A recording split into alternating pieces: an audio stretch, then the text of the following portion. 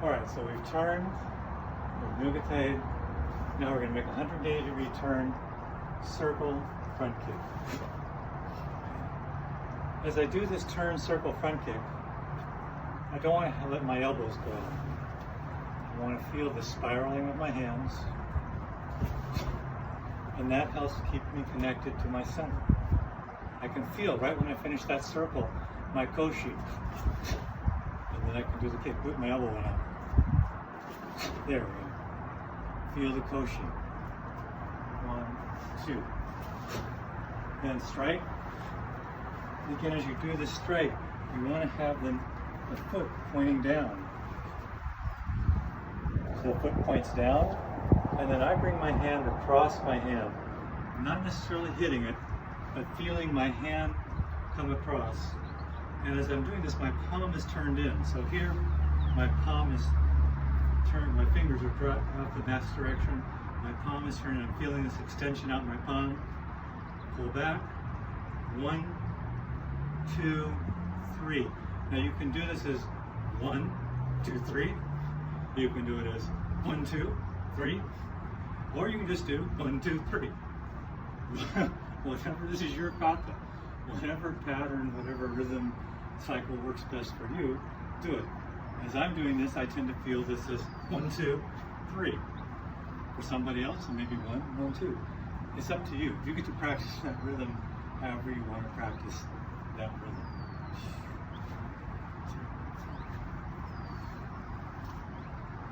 As you come up, this is a moment, again, as you're coming up from this is one of those opportunities where you don't want to just pop up. 1, you want to feel this sense of covering, almost like these ground fighters putting their hand. So you want to feel your hands coming up into Sanshin, so that as you come out of this technique, you're not open. You want to feel the hands extending, the fingers spiraling out, your stance connected to the floor. So, again, 1, 2, 3, come up, Sanshin thrust, turning around, Sanshin thrust. After we turn around and do that last Sanshin thrust, now we're going to do a series of circles and nugates. Now you've done this before in Kanchu, right? So it's not terribly new. But as you're doing these circles, you want to feel this spiraling and always this other hand connecting, this other hand brushing right at the elbow.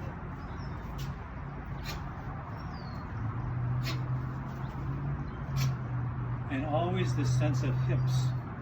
So as I finish, as I'm making this step, this hip's pulling back, this hip's extending forward, and then that launches the strike. As I do this, I don't want to let this elbow go out. I want to feel this connection. And so I've got something. I've got somebody here spiraling into them. If they move, this hand can go right into them. Or if they move, this hand can pull right back. Either way, as long as I've got this sense of spiraling, I can move forward, I can move back.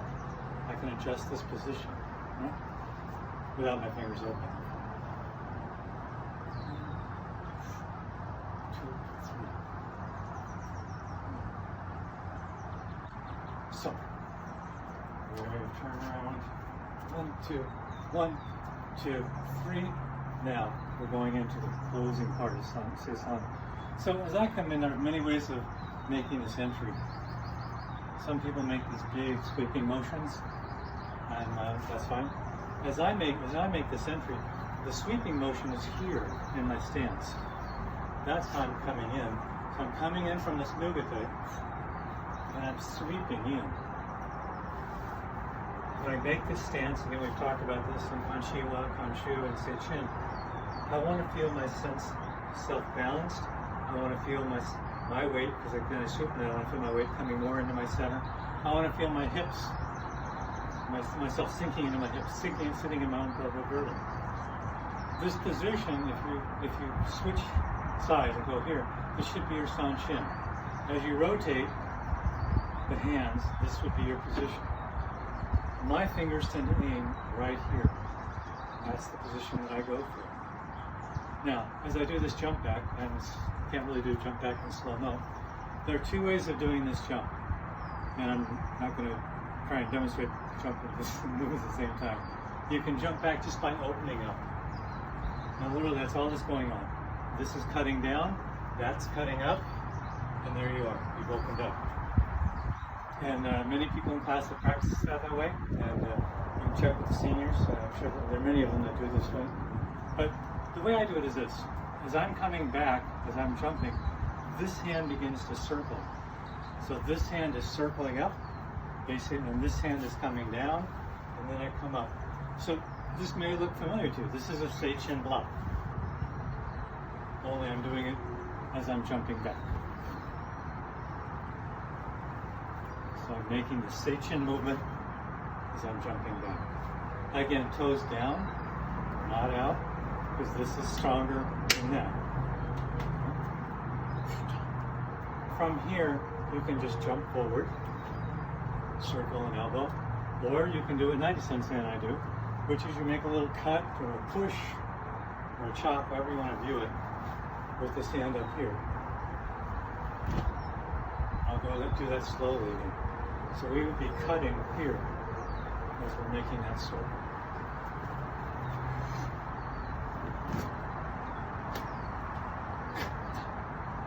As you make this first elbow strike, you can make sure you're cocked all the way back. Squeeze the armpit, then really squeeze that little finger and let it go. Back fist straight down. Make sure you come past your own hand, but try not to do this. Try not to go up. It should be as level as possible. Shokin. The same. What I'm doing also is I'm rotating my center. So when I come down, my center tends to go up here. There's my point of driving right there. And as I shift to the back fist, my center shifting, back fist. As I do the shokin, my center's lined up, almost straight forward. As I do the shokin. All from the hips. 2, 3. As you end the kata, again, I come back to center. Left palm down, right palm up. Pause for a moment, sink into your stance. Kind of savor this. Pause for a moment. Bow. Pause for a moment. Reflect on the kata and let your mind clear. Then you've done Seisan. Now, I'm going to end this by saying I miss all of you. As with all of these videos, this is the way I'm practicing. If you check back with me a year from now, 6 months from now, I may be doing something different. That's the nature of the kata. You need to look in the kata for yourself.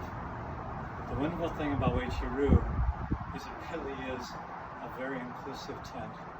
We have very tall people, we have not so tall people, we have people that have wide bodies, people with narrow bodies. We have people that have real physical gifts and people that perhaps have some physical deficits. But the wonderful thing about the kata is you get to do the kata for you, and you get to do the kata from you. So feel what's going on in your own body. Spend the time to do each movement as you practice the kata. Slow down. That is the biggest criticism that we get when we go to Okinawa, is we're moving too fast. Hayasugimasu, too fast. So you do not want to be moving fast, especially now that you have an opportunity to practice at home.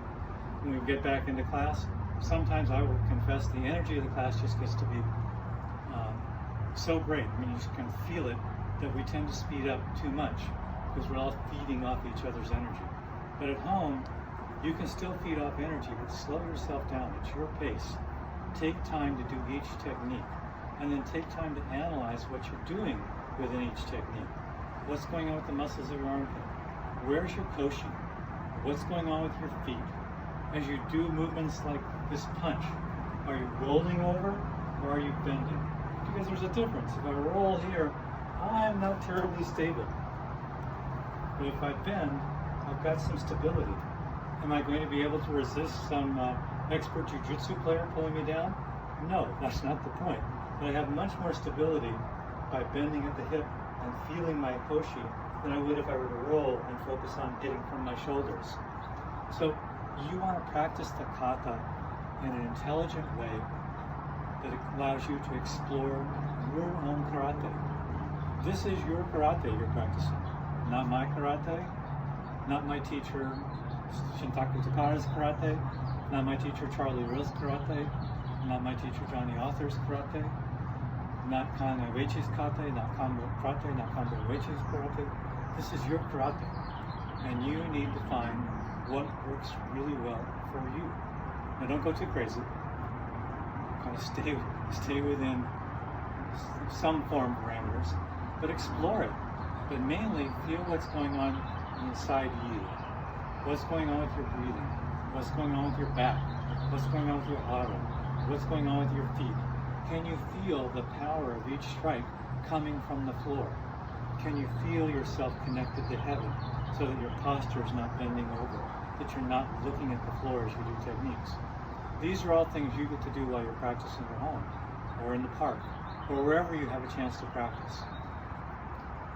Genshin Funakoshi, the man who brought karate to Japan, one of the men that brought karate to Japan, but considered the father of karate in Japan, observed that the wonderful thing about karate is you can do it almost anywhere, and you can do it at almost any time.